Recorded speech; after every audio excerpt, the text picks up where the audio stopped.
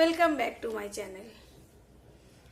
তো আজকে সকালটা একটু মনটা কেমন কেমন লাগছে, মানে আর বাকি দিনগুলো যেমন উঠেই খুব তাড়াতাড়ি সব কাজগুলো কমপ্লিট করে নেই। আজকেও করছি, তবুও মনে হচ্ছে কি আজকে কোনো একটা জায়গায় মানে যে একটু আজকে রেস্ট নিয়ে নিই, একটু বসে যাই। মানে কাজ করতে খুব একটা ইচ্ছে করছে না, মনে হচ্ছে আজকেও একটু একটু আরাম করে নেই।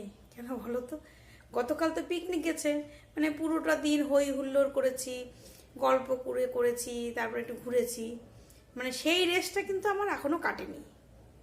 তো আজকে সকালে উঠে যেমন কাজগুলো থাকে সেগুলো করেছি, তবুও মনে হচ্ছে কি ধুর আর করবো না, একটু বসে যাই।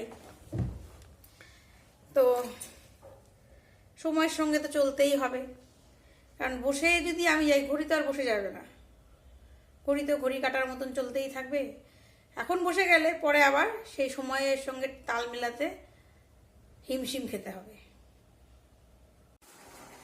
মানে আমার কি হয়, বেশ কোথাও গেলে একটু আনন্দ করলে গল্প করলে সেই জিনিসটা না আমার মনের মধ্যে মানে অনেকক্ষণ যাবৎ থাকে। হয়তো অনেকে থাকে কিনা জানি না, কিন্তু আমার মধ্যে না সেই জিনিসগুলো থাকে যে এর সঙ্গে গল্প করলাম, এত সুন্দর একটা সময় কাটালাম।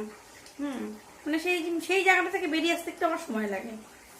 তো সেই কালকে সবার সঙ্গে দেখা, গল্প আড্ডা, সেই জিনিসগুলোই মনে হচ্ছে কি আজকেও মানে পিকনিকই হচ্ছে, এরকম একটা ব্যাপার লাগছে আজকেও। তো সেই জন্যই বললাম যে পিকনিকের ড্রেসটা আজকেও কাটেনি। আর আরেকজনকে পড়তে বলছি, তার বলে ঘুম পাচ্ছে, তার যে পরীক্ষা এসে গেছে কে বলে তার কথা। মানে এও পিকনিক করে এসছে, মানে এর পড়াশোনা নেই। এই যে বই কিনতে দিকে খোলা, কিরে উঠে বস, তোর পিকনিকের ড্রেস কাটেনি? হ্যাঁ মা গো, এ বলে মাধ্যমিক দিবে, পিকনিকের ড্রেস এখনো এরও কাটেনি।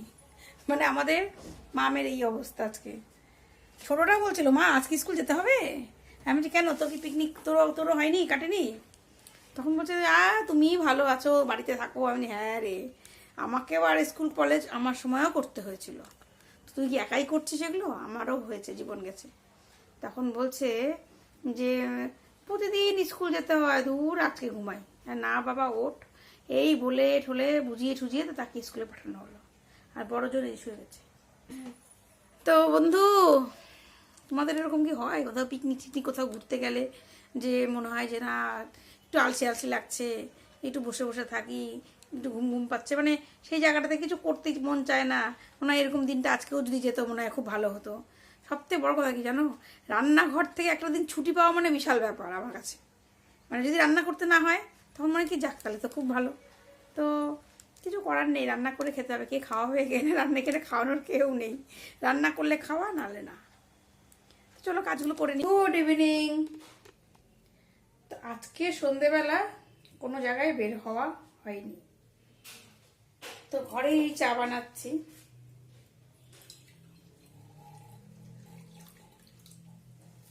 চা বানিয়ে নিলাম, একটু চা খাবো। এই ছোলা বাদাম তারপরে যে কর্ন দিয়ে একটু চিড়ে ভাজা একটু মুড়ি নিলাম, খাবো। আর এখানে বাবানের জন্য চানা পেঁয়াজ টেয়াজ শসা দিয়ে বানিয়ে দিয়েছি।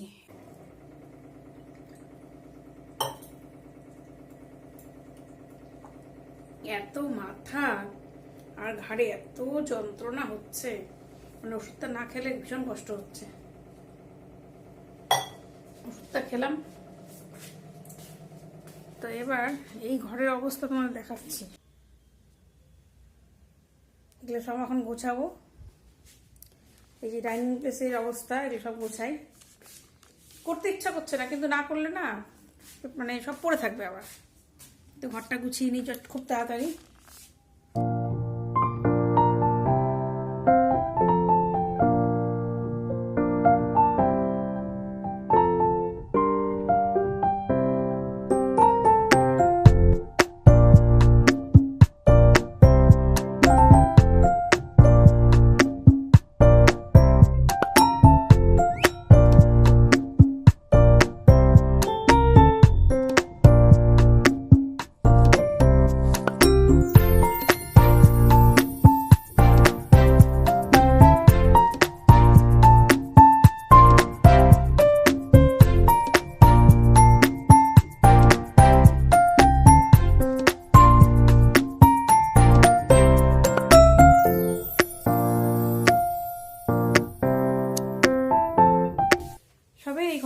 কমপ্লিট হলো।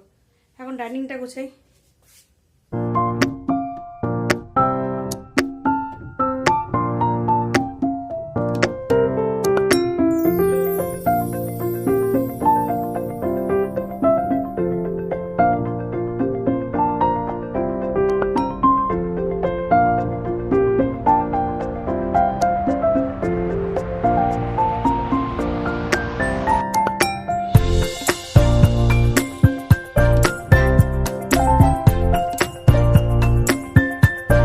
ঠিকঠাক মতন একদম গোছানো হয়ে গেল।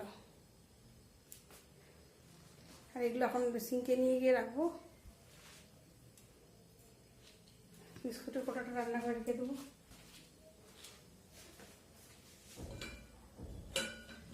রান্নাঘরে গেলাম, তারপর রান্নাঘরে তো ভাত হলো।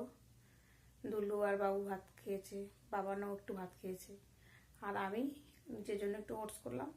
বাবা না একা তার থেকে একটু ওটস খেয়েছিল। তো তারপর খাওয়া দাওয়া কমপ্লিট করতে আজকে কিন্তু অনেকটা রাত হয়ে গেছিলো আমার। মানে একটু ফোনে একটু মানে সবার সঙ্গে একটু গল্প করলাম। গল্প করার পরে মানে গল্প করতে করতে ওটসটা করেছিলাম, তারপরে খেলাম। খেয়ে দিয়ে রান্নাঘর পরিষ্কার করে এই মুখ চোখ পরিষ্কার করে ক্রিম টিম মেখে এই জাস্ট বিছানায় বসলাম। তো আজকে সারাদিনটা আমি কী করলাম সবটাই তোমাদের সঙ্গে শেয়ার করলাম। তোমাদের যদি আমার এই ব্লগগুলো ভালো লাগে তাহলে লাইক করো, কমেন্ট করো, সাবস্ক্রাইব করো। আর সবাই খুব খুব ভালো থেকো। Good night, tata.